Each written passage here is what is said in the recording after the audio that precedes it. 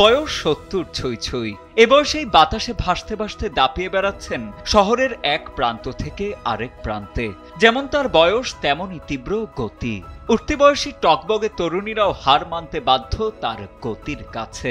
৬৮ বছর বয়সী এই বৃদ্ধার কাছে বয়স যেন একটি সংখ্যাই মাত্র।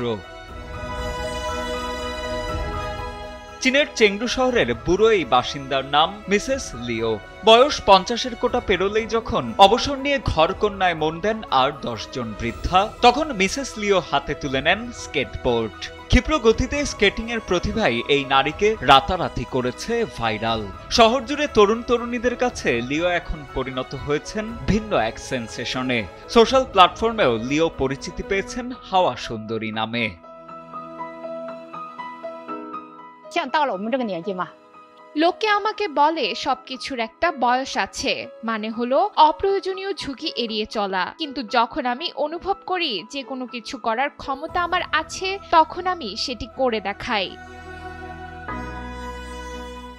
তবে এই স্কেটিং এর শুরুটা হয়েছিল বেশ নাটকীয় ভাবেই। বছর ৩ আগে মেয়ের সঙ্গে স্কেটবোর্ড কিনতে গিয়ে কৌতূহলী হয়ে উঠেছিলেন লিও। প্রথমবার স্কেটবোর্ডে উঠে শরীরের ভারসাম্য ধরে রাখার পাশাপাশি মন ঘোরানোর মতো কঠিন কাজটিও অনায়াসেই করে ফেলেন তিনি। সে সময় পাশে থাকা স্কেটাররা মুগ্ধ হয়ে তাকে নিজেদের দলে ভিড়িয়ে নেন এবং ধীরে ধীরে আরো বেশি দক্ষ করে তোলেন।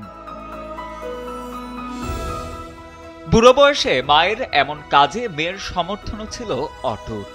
লিওর মেয়ে মিস ডং জানান, এই স্কেটিং কেবল মায়ের শারীরিক সুস্থতাই বজায় রাখছে না, বরং মামের বন্ধনও আরো গভীর করেছে।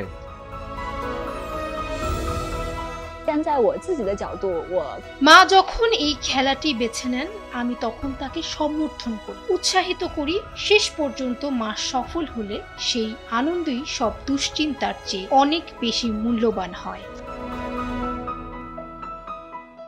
তবে স্কেটিং এর সময় সবচেয়ে নিরাপদ কৌশলে কিভাবে হোঁচট খাওয়া এড়ানো যায় সেদিকেও খেয়াল রাখেন বলে জানান বৃদ্ধা লিও।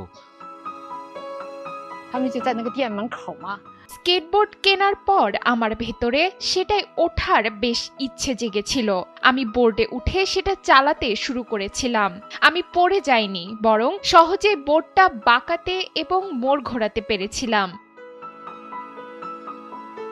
মিসেস লিও কেবল একজন সাহসী স্কেটারই নন, তিনি এখন তরুণ প্রজন্মের কাছে জীবনযাত্রা ও সুস্থতার পথ প্রদর্শকও। ৭০ ছুঁই ছুঁই এই বৃদ্ধা প্রমাণ করলেন স্বপ্নের কাছে বয়স নিতান্তই তুচ্ছ একটি বিষয়। সাজিদ আনিল, ডেস্ক রিপোর্ট, সময়ের আলো।